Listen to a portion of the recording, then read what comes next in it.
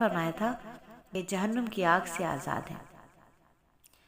قرض اسلام میں یہ پہلا لقب ہے جو کسی کو ملا۔ قریش میں حضرت ابوبکر صدیق کا مرتبہ بہت بلند تھا۔ آپ بہت خوش اخلاق تھے، قریش کے سرداروں میں سے ایک تھے، شریف تھے، سخی، دولت مند تھے، روپیہ پیسہ بہت فراخ دلی کے ساتھ خرچ کرتے، ان کے قوم کے لوگ انہیں بہت چاہتے تھے، لوگ ان کی مجلس میں بیٹھنا بہت پسند کرتے تھے۔ اپنے زمانے میں ابوبکر صدیق خوابوں کی تعبیر بتانے میں بہت ماہر اور مشہور تھے۔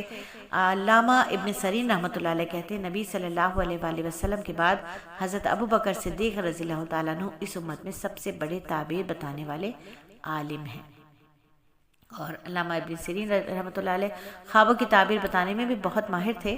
اس سلسلے میں ان کی کتابیں موجود ہیں اور بہت تعبیریں انہوں نے جو لکھی ہیں، بتائی ہیں، وہ بڑی درست ثابت ہوئی ہیں۔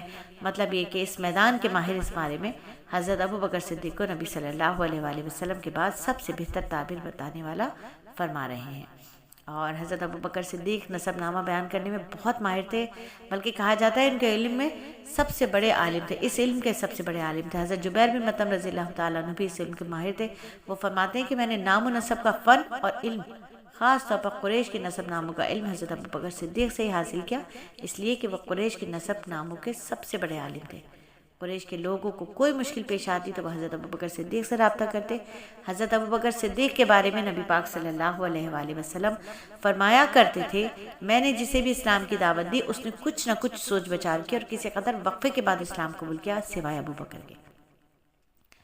وہ بغیر ہچکچاہٹ کے فوراً مسلمان ہو گئے۔ ابوبکر سب سے پہلے رائے دینے والے ہیں۔ میرے پاس جبرائیل آئے، انہوں نے کہا اللہ تعالیٰ آپ کو حکم دیتا ہے اپنے معاملات میں ابوبکر سے مشورہ کیا کریں۔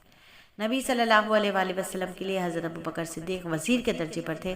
آپ ہر معاملے میں ان سے مشورہ کیا کرتے۔ ایک حدیث میں آتا ہے نبی صلی اللہ علیہ وآلہ وسلم فرماتے ہیں اللہ تعالیٰ نے میری مدد کے لیے 4 وزیر مقرر فرمائے، ان میں سے 2 آسمانوں والوں میں سے یعنی جبرائیل اور میکائیل علیہ السلام، اور 2 زمین والوں میں سے ایک ابوبکر اور عمر رضی اللہ تعالیٰ عنہما۔ اور ایمان لانے سے پہلے حضرت ابوبکر صدیق نے خواب دیکھا تھا۔ خواب میں آپ نے دیکھا کہ چاند مکے میں اتر آیا اور اس کا ایک حصہ مکے کے ہر گھر میں داخل ہو گیا اور پھر سارے کا سارا ابوبکر رضی اللہ تعالیٰ عنہ اللہ والوں کی گود میں آ گیا۔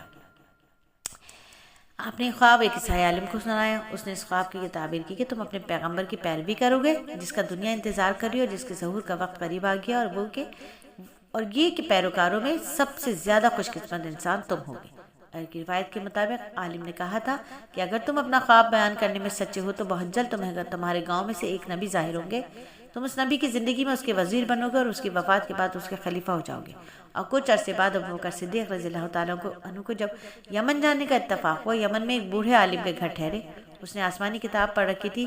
ابوبکر صدیق رضی اللہ تعالیٰ عنہ کو دیکھ کر اس نے کہا میرا خیال ہے تم حرم کے رہنے والے ہو اور میرا خیال ہے کہ تم قریشی اور تیمی خاندان سے ہو۔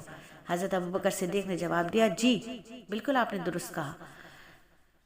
اس نے کہا کہ میں تم سے ایک بات کہتا ہوں، تم ذرا اپنا پیٹ پر سے کپڑا ہٹا کر دکھاؤ۔ ابوبکر صدیق حیران ہوئے، بولے ایسا میں نے اس وقت تک نہیں کروں گا جب تک تم وجہ نہیں بتا دو گے۔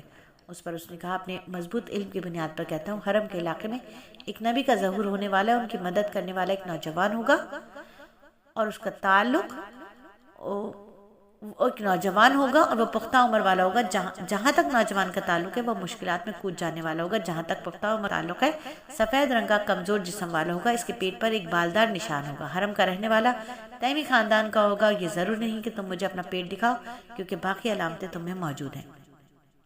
اور اس بات پر ابوبکر صدیق رضی اللہ تعالیٰ عنہ نے اپنے پیٹ سے کپڑا ہٹا دیا، وہاں ان کی ناف کے اوپر سیاہ اور سفید بالوں کا ایک نشان موجود تھا۔